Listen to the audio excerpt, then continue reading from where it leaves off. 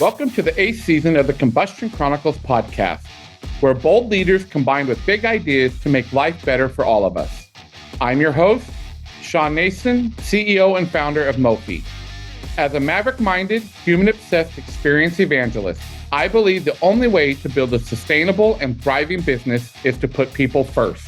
Throughout this season, we'll be connecting you, the listener, with cutting-edge leaders who are challenging old ways of thinking with bold new ideas and a commitment to human-centric design.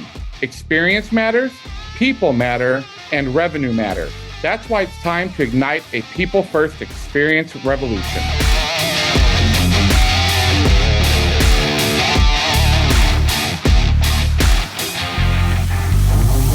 My guest today, Victor Udoewa, is Chief Technology Officer, Chief Experience Officer, and Service Design Lead of the NASA Small Business Innovation Research and Small Business Technology Transfer Research Programs.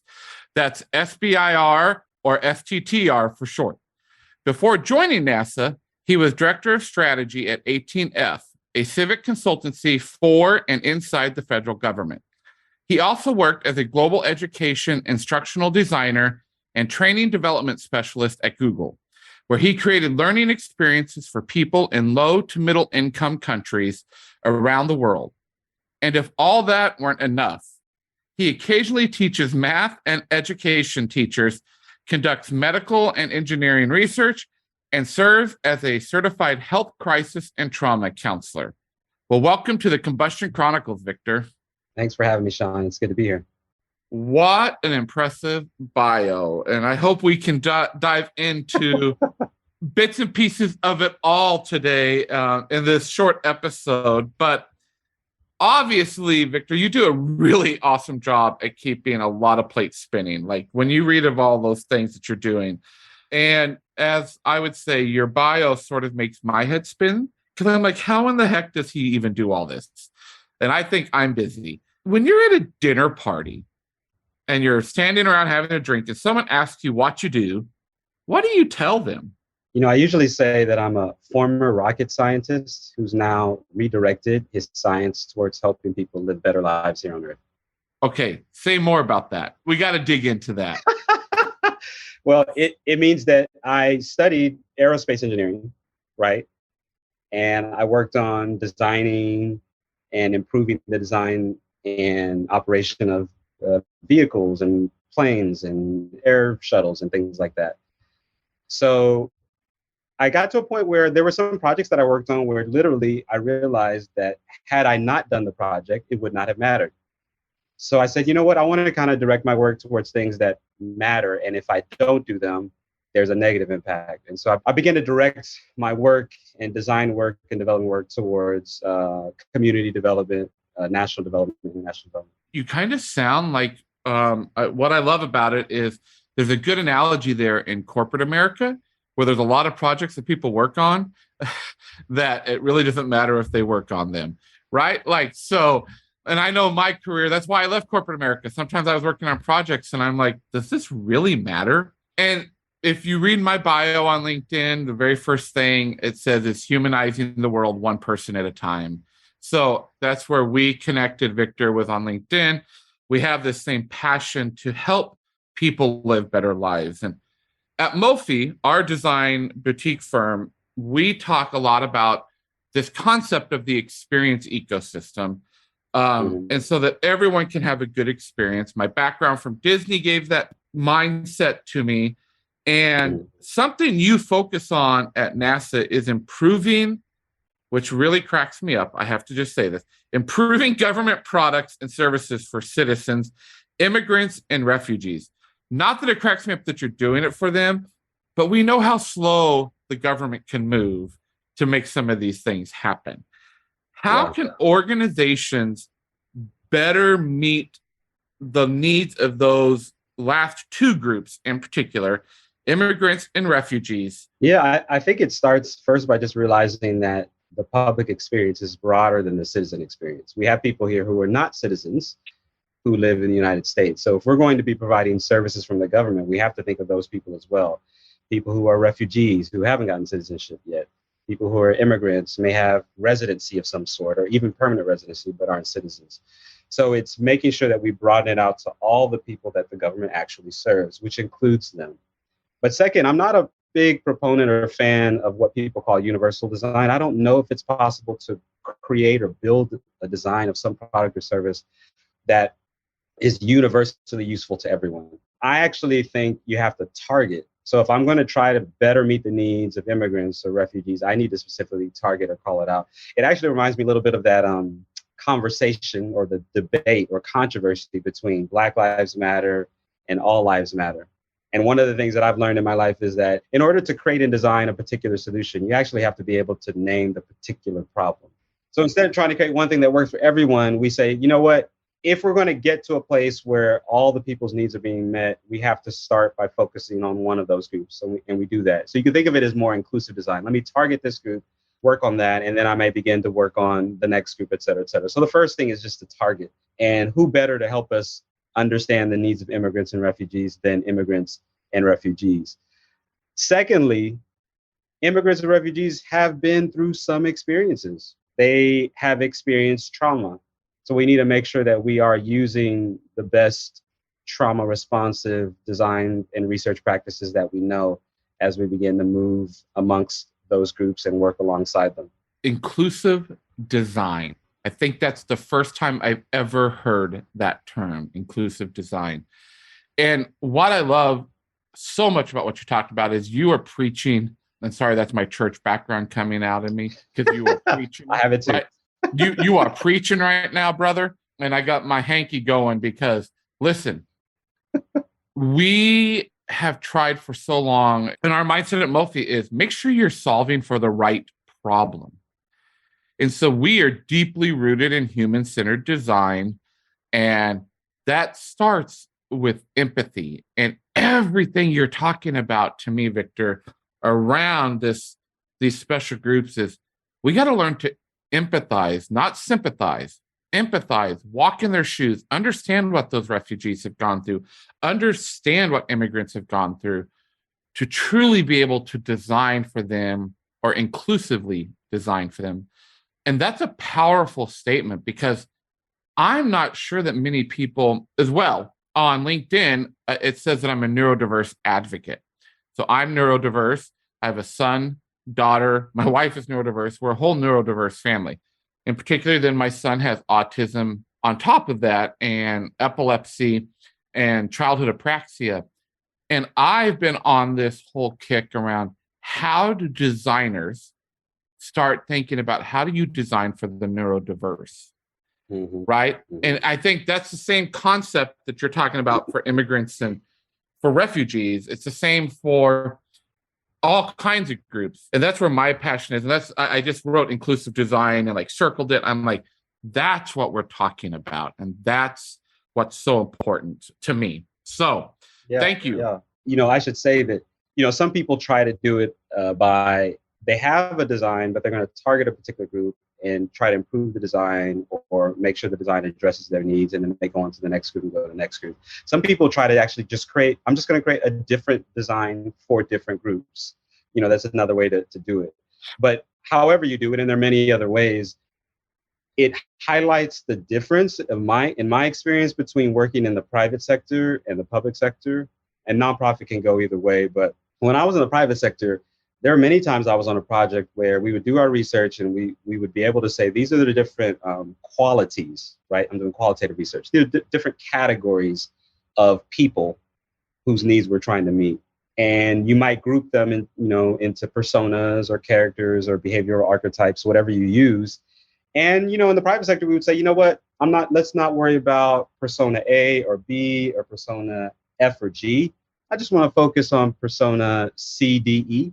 And we can make enough money doing that. But in the public sector, and let me use the US Postal Service as an example, we don't have the ability to say, you know, that persona, when I mix qualitative with quantitative research, that persona that only represents 5% of the actual population. I've quantified how many people fit in that persona.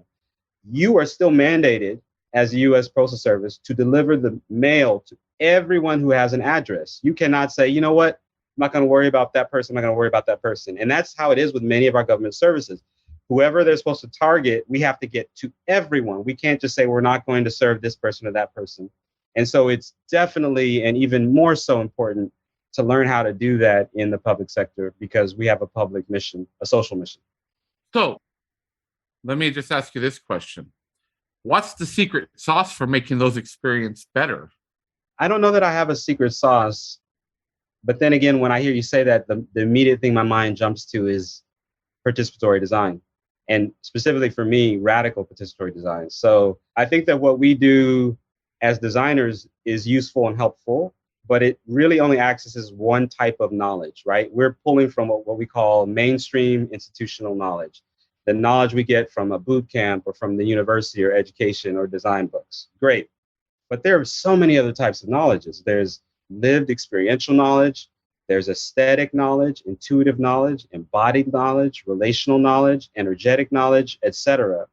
And part of what I think we're trying to do when we do radical participatory design is to say, wait a minute, if we can be experts in this type of mainstream institutional design knowledge, then other people can be experts in other types of knowledge.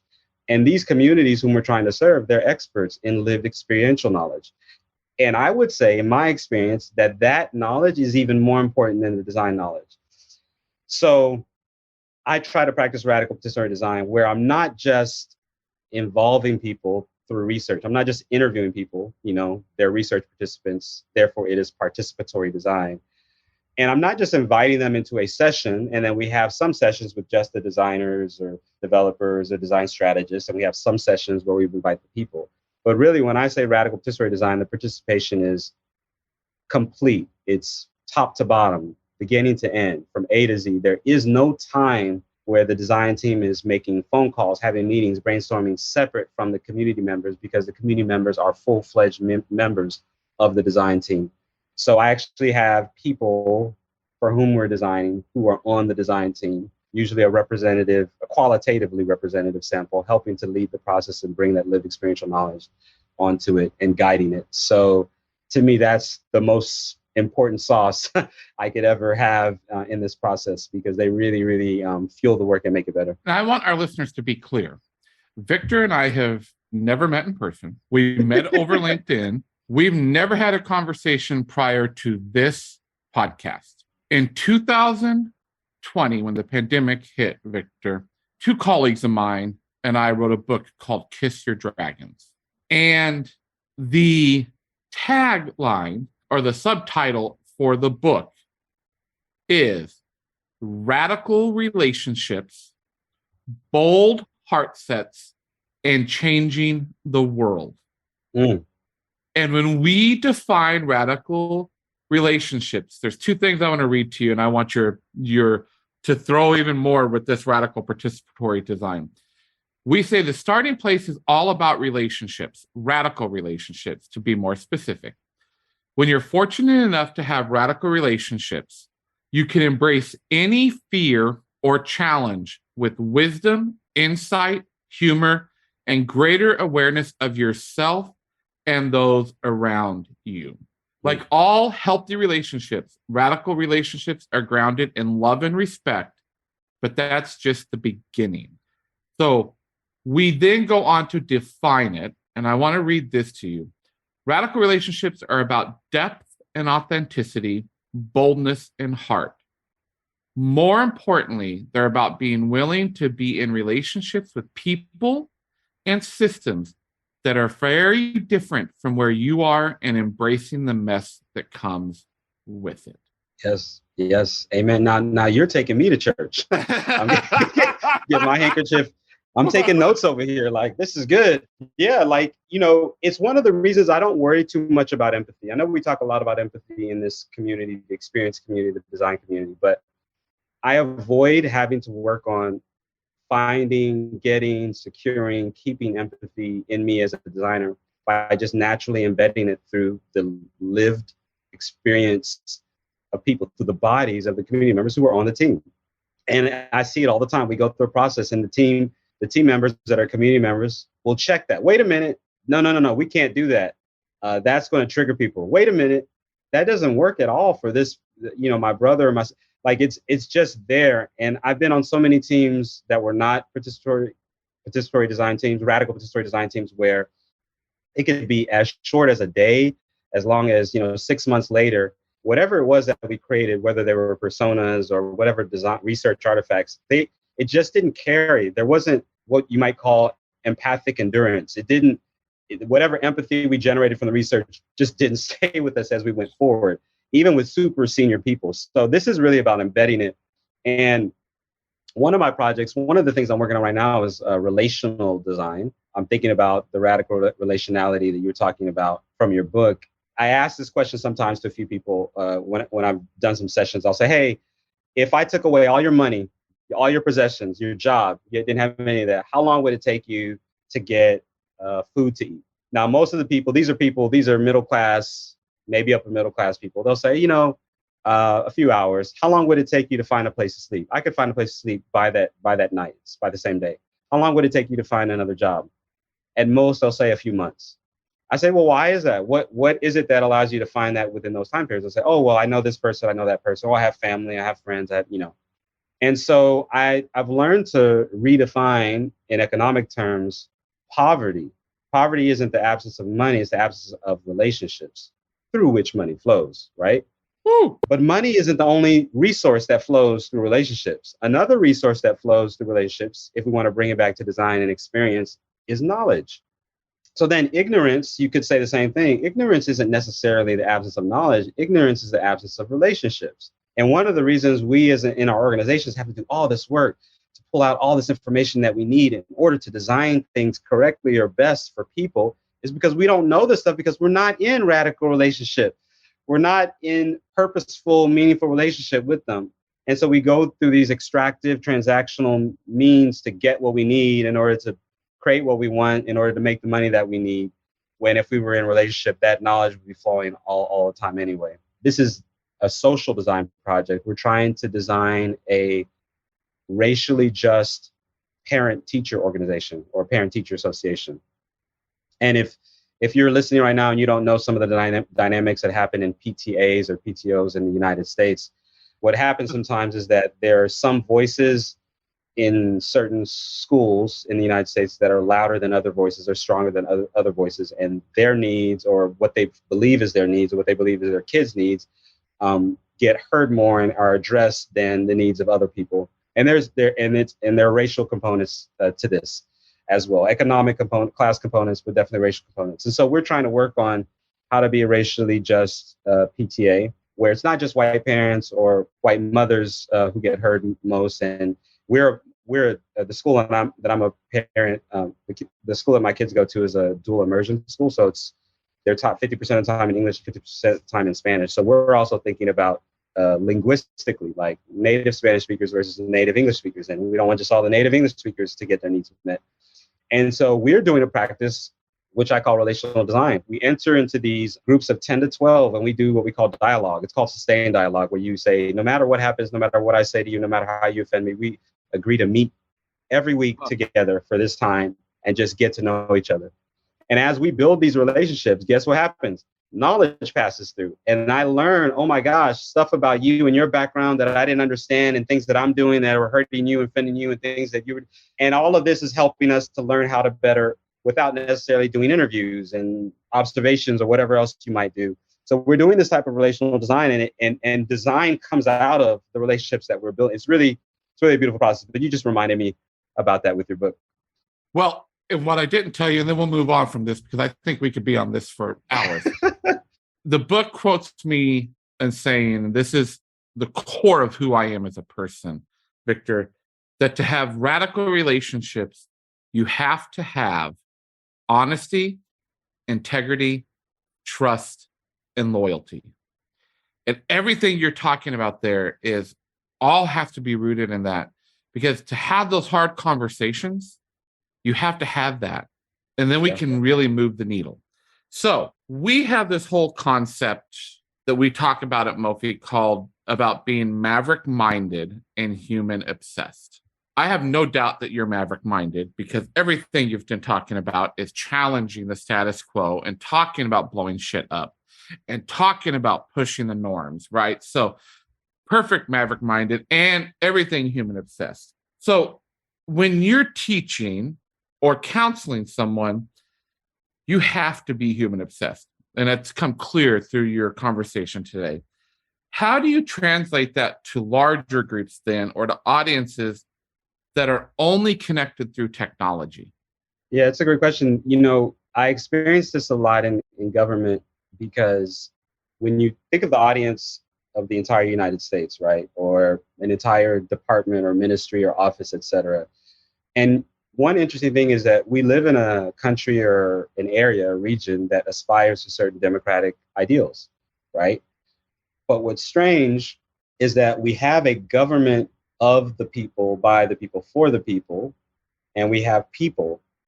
And for some reason, the needs of the people are not the needs of the government of the people. And that's a problem, because if it is a government of the people, then the needs of the people should be the needs of the government of the people. And, what I learned in the private sector is, look, my job as a designer, as an experienced strategist, is to work at the intersection of the business needs and the user needs, or the business needs and the human needs. But that's not my job anymore. And that's not how I think about it, specifically, and especially in the public sector. When I'm working in education or even counseling, what I'm trying to do is better align those. If this is a government of the people, and these are the people, well, the needs of the people should be the needs of the government of the people. The needs of the people should be the needs of the government by the people. The needs of the people should be the needs of the government for the people. And my job is to align those, because as institutions become bigger and bigger and bigger, getting to your question, they take on their own identity, they become their own entity with their own kind of needs and system dynamics, et cetera. And so my job is to kind of bring those into alignment. But simple things that I might do when I'm working with audiences or groups or working through technologies is a lot of pre-work. First of all, I send in any kind of teaching session, I often send pre-work, homework ahead of time for people to begin to, even if they don't do the work, just to begin to prime their thinking, to begin to thinking about what we're going to engage in. And hopefully that makes them more ready to contribute and participate. But I'll also ask, like, hey, if you feel comfortable sharing, what are the different needs you might have, accessibility needs? I want to make sure that this educational experience, this conversation is one that works for you and where you're able to be your true self. Sometimes I'll send a survey, which will just have, I'm trying to think, one or two questions. But one of the questions is, look, on a scale of 1 to 5, and let's say 5 is I'm completely comfortable, and a 1 is I'm completely uncomfortable. How comfortable do you feel being honest? And if people are at 5 and 4, we do the session. If anyone is at a 3 or below, we don't do the session, because we're not ready to have the honest space that we need. We have more work that we need to do in order to truly have a space where we can learn from each other. Because if you think you're going to come into an educational space and it's just about you learning from me or me learning from you, that's a problem. We need mutual, multi-directional learning for this to truly work, right? I should be learning alongside you because you have experiences, you have knowledge that can help me, even if I am billed as the teacher or educator. I'm learning from you. You help me even teach it better to other people in the future. You teach me from your experience. And so I want that honesty to be there. And if we need to do pre-work to get there, then let's do it, and let's delay the session so we can get there. So I do a lot of work in terms of that. I often think about connection as being based on a few different things. Experiences, people can connect on experiences. People can connect based on values. People can connect based on goals. EVG is what I often think of, but also people can even connect on future visions of where they want to be and what they want to see the world to be like. And so I kind of use those to help us stay grounded and connected and to guide us as we move forward. I don't know if I answered your question, but some of the things that came to mind. You have not only preached the sermon, you've taken the offering, you've given the altar call. Brother, you have done it all. We have had a full church service in 25 minutes here, brother. So that's what I aim to do. Maybe we're going to have another service right after. That's right. We're going to go have lunch and then come back and have another service. I think it's safe to say that you are really creating some amazing experiences, even at NASA, and that it's not rocket scientists, but it's especially with people like you around really starting to address that need of government and what the people's needs are. And I'm so appreciative of that. So, 2 last questions. What's your advice for people who want to do what you do today? That's a tough one. I often try to tell people that I didn't plan what I'm doing. So my advice actually would be different depending on which person I'm talking to, because different people have different needs. So let me first preface that. Let me give one specific advice. If, for instance, you are a person who is earlier in their career and you're trying to see, well, how did you get to that particular point? Did you plan all that? And my answer is no, I didn't plan all that. The main thing that I tried to do, or learn to do, let me say, is to be aware and open and awake to all the different possibilities. So when you are aware of the possibilities, you might look at all the options before you, and you might just take one decision. Let's say I'm going to go with option D. And option D is a slight tweak or a slight pivot from the direction that you were going before.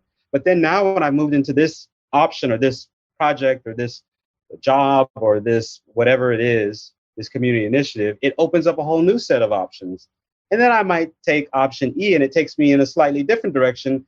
And then all of a sudden, as this happens over and over again, you realize, whoa, I've gone on this path that I never would have made the connection from today to 10 years from now in one step. But because I was open to the possibilities and aware, I was able to kind of move step by step by step. And it created this new arc and brought me into this new space. So one of the things I always try to say is to be open and aware of the possibilities. And part of that involves making your intentions known, right? To give you an example, I tell my friends, hey, I am working on a book proposal. I tell my friends, hey, I'm doing this thing, radical participatory design. I'm really trying to, I hope, increase awareness of it. And I hope more people will increase adoption. Well, guess what happened because I said that, right? And especially I was talking about in the government, increase adoption in the government of radical participatory design. Because I said that, even though I didn't see something, my friends saw this opportunity. It's called Racial Equity and Technology Policy Accelerator. My friend saw that, knew my intention, and said, hey, let me pass this on to Victor. He said, hey, Victor, I don't know if this would be interesting to you, but check this out. I looked at it, and I had been doing much more work on the implementation level, like doing projects that use radical participatory design. And I saw this, and I said, I hadn't worked on the policy level before. Well, he sent it to me. This is interesting. Let me send in a proposal. So I sent in a submission. They accepted me into this cohort. And now I'm in this 9-week accelerator program, at the end of which I will have a ready-made policy memo for the federal government that this program is going to help me shop around to places in the White House, like Office of Management and Budget, et cetera, to get them to create a policy that will help the federal government begin to implement this across agencies. That would not have happened. I wouldn't have had the opportunity if I didn't make that announcement known, let my friends know about it, and it multiplies the eyes and the ears that are open and in tune for that. Because it's one of those things, it's like when, you know how you learn a new word, then all of a sudden you start seeing that new word everywhere. And you're like, well, wait a minute, did people just start using that new word? No, it's because you were more aware of it because you had an intention. Yeah. So when you say, look, this is what I want to, this is what I want to do, this is what I care about, this is where I'm going, you become more aware, your eyes are open. But also when you make that intention known to your friends, that multiplies the eyes and ears, and those opportunities start to come to you. Well, amazing. And we could go on for hours here, but it's come to that point in this episode where we do these things called the combustion questions, Victor, which are 3 randomly selected questions that I am just now seeing for the first time. So are you ready for your combustion questions? I think so. Let's give it a go. All right. Combustion question number 1. What's your favorite crayon color? Purple. Why? Something really beautiful about it. My favorite color is yellow, and the color that matches best with yellow from a complementary perspective, you take the other 2 primary colors, blue and red, and you combine them, is purple. So I like that purple-yellow combination. It also has a history of being associated with kings and royalty, etc. But there's something just really deeply, it has a bit of the purpose in it, but it also it's real. It has a bit of the tragedy, the nostalgia. It can convey both of those, like a vision for the future, but also I'm dealing with the reality of life. So I like that combination of purple. Love it. Love that. All right, question number 2. Okay. If money were no object, would you rather have a private yacht, a private jet, or a private bus? I think I would say yacht. And I think I would say that because of the climate, because jets contribute a lot to greenhouse gases and the buses as well. But you know what? If you gave me a solar powered or like a biodiesel bus or a solar powered jet, I might give a different answer. But based on things as they are, I would say yacht, and I might turn it into a boathouse and invite people who are experiencing homelessness to come in and live and stay for as long as they need. Of course. Love it. All right. Number 3, what do you think about snail mail? Does snail mail mean the kind that you write by hand and you put in the mailbox? Okay. Yeah. Big advocate of that. Even when email hit, I was still doing that. There's something to be said about taking your time and going slow, right? You know how everyone thought, oh, all these different innovations, whether it's the computer, the typewriter, or even email, we'll have so much more time now to be home with our families because we'll get our work done faster. Well, what did we do? We just ended up doing more work, right? So I actually love snail mail because it increases the time between responses and it builds up more of an expectation of, okay, I can't wait to see what this person says instead of getting the immediate email back and forth. I like taking my time with that. And I have extra appreciation and gratitude when someone has taken the time to sit down and handwrite a message. I kind of love that. So I like snail mail. Love it. Well, again, so many great points of wisdom and nuggets that you gave us today. And so thank you for that. Until we meet in person, which I hope is very soon, Victor. Likewise. Please stay safe and be well, my friend. You too. Take care. And thank you for having me. It's been good. Thanks so much for listening to this episode of the Combustion Chronicles. If you've enjoyed this episode, please take a few minutes to subscribe, rate, and review. Remember that I'm always looking to meet more big thinking mavericks. So let's keep the conversation going by connecting on LinkedIn. If you want to discover more about human-obsessed, maverick-minded experience ecosystems, go to mofi, mofi.co, where you'll find ideas and resources to help you ignite your own experience revolution. Or go to experienceevangelist.com to learn more about my mission to challenge leaders to blow up outdated, siloed systems and rebuild them with an aligned human-first approach. As always, stay safe, be well, and keep blowing shit up.